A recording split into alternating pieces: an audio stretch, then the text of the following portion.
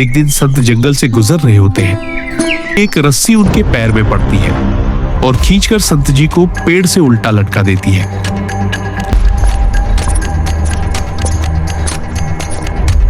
जैसे ही वह लोग वहां संत जी को उल्टा लटके देखते हैं, वो डर जाते हैं और जल्दी से उन्हें नीचे उतारते हैं।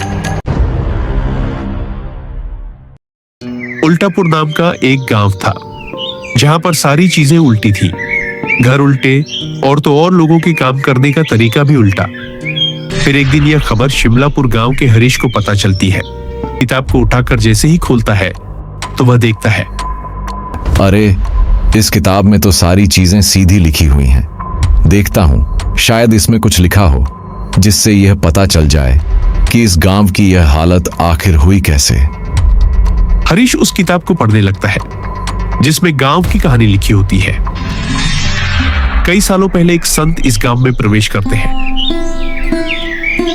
और बड़े से पेड़ के नीचे बैठ जाते हैं। उस समय गांव का नाम सीधापुर हुआ करता था और संत जी गांव वालों को सही बातें सिखाया करते थे।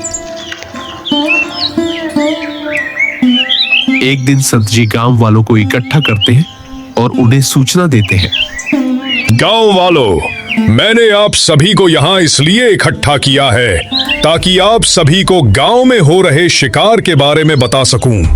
आप लोग जो मासूम जानवरों का शिकार कर रहे हैं उसे अभी छोड़ दीजिए, वरना इसका अंजाम पूरे गांव वालों को भुगतना पड़ेगा।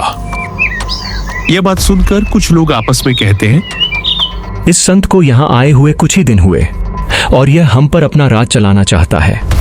तुम सही कह रहे हो, हम तो अपने शिकार का काम जारी रखेंगे। चलो अपने शिकार के जाल को गांव के जंगल में डाल कर आते हैं। गांव वाले संत की बातों को अनसुना कर देते हैं और फिर से शिकार के कई सारे जालों को जंगल में बिछा देते हैं। फिर एक दिन संत जंगल से गुजर रहे होते हैं। ये गांव वाले शिकार हद से ज्यादा करने लगे हैं और ये सब कुछ अपने शौक के लिए कर रहे हैं। बिना वजह मासूम जानवरों को मारना बहुत बुरा है। जैसे ही वह यह शब्द कहते हैं, वैसे ही एक रस्सी उनके पैर में पड़ती है और खींचकर संत जी को पेड़ से उल्टा लटका देती है। लगता है बड़ा शिकार हाथ लगा है। हाँ, चलो देखते हैं। जैसे ही वह लोग वहां संत जी को उल्टा लटके देखते हैं, वो डर जाते हैं और जल्दी से उन्हें नीचे उतारते हैं। फिर माफी मांगने लगते हैं, पर संत जी बिना कुछ सुने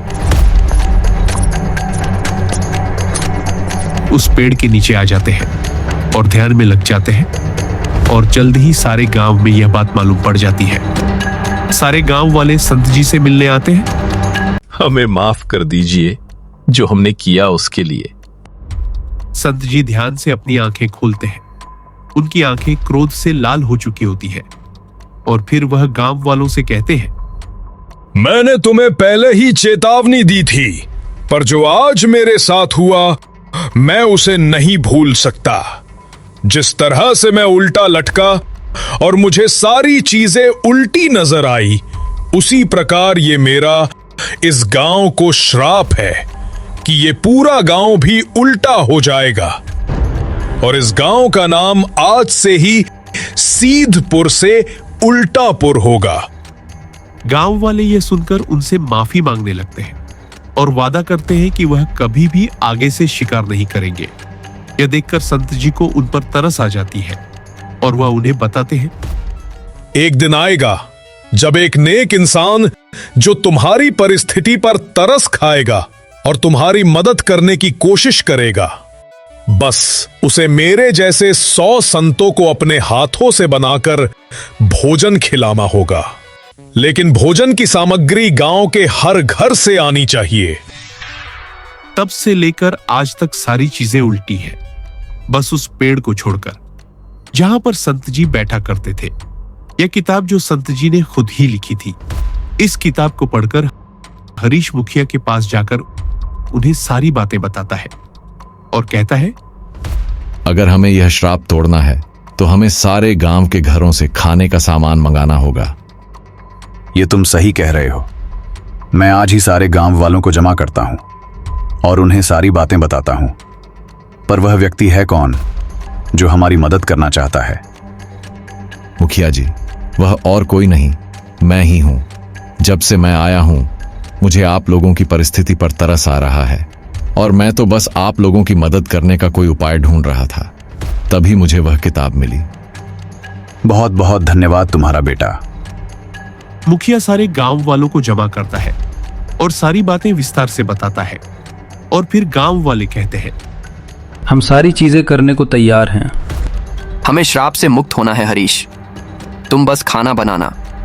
हम सभी गांव वाले गांव के सभी घरों से तुम्हें खाने का सामान लाकर देंगे। जी ठीक है, तो मैं 100 संतों के लिए खुद खाना बनाऊंगा और इस गांव को इस उल्टे होने के श्राप से मुक्त कराऊंगा। गांव के हर एक घर से कुछ ना कुछ सामान आता है और सबको जमा करके हरीश संतों के लिए खाना बनाता है। अगले दिन गांव वाले 100 संतों को बुलाते हैं भोजन के लिए।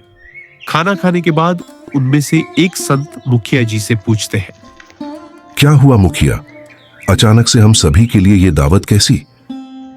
कई वर्षों पहले एक संत ने इस गांव को श्राप दिया था कि इस गांव की सारी चीजें उल्टी हो जाएं, चाहे वो घर हो या फिर पेड़ या फिर कुआं। और उन्होंने कहा था कि ये सभी चीजें ठीक तभी होंगी जब कोई नेक इंसान हमारी इस दशा को देखकर हम पर तरस खाएगा और वह 100 संतों को अपने हाथों से बनाकर भोजन कराएगा और भोजन का सामान गांव के हर एक घर से आना चाहिए। संत हरीश को अपने पास बुलाते हैं। हरीश बेटा, तुमने जो इस गांव के लिए किया है उसे देखकर हम सब बहुत खुश हैं। अगर ये गांव इस श्राप से मुक्त हुआ है तो इसका श्रेय सिर्फ और सिर्फ तुम्हें जाता है। संत जी, यह मेरा कर्तव्य है कि मैं लोगों के लिए अच्छा करूं। सदा खुश रहो बेटा। यह कहकर सारे संत गांव वालों को आशीर्वाद देते हैं और अपने रास्ते निकल जाते हैं। और फिर अगली सुबह जब सूरज उगता है तो सारी चीजें एकदम सीधी हो जाती है। गांव के हर एक घर सब सीधे हो जाते हैं। यह देखकर गांव वाले बहुत खुश हो जाते हैं और मुखिया जी सारे गांव वालों को एक साथ जमा करते हैं। हरीश बेटे, तुम्हारा बहुत बहुत धन्यवाद। जो तुमने हमारे लिए किया शायद ही कोई करता है। इसकी कोई जरूरत नहीं है मुखिया जी, बस आप गांव वालों को बता दीजिए कि पहले वाली गलतियां वापस ना दोहराएं। हाँ, तुम सही कह रहे हो। तभी मुखिया जी सारे गांव के लोगों से कहते हैं, इस गांव में आज के बाद कभी कोई जानवरों का शिकार नहीं करेगा और अगर कोई शिकार करते हुए पकड़ा गया तो उसे गांव से निकाल दिया जाएगा। हाँ, हम कभी मासूम जानवरों का शिकार नहीं करेंगे। और उसी वक्त मुखिया जी गांव का नाम फिर से सीधापुर रख देते हैं और गांव के सभी लोग अब अपने सीधे गांव में खुशी से जीते हैं।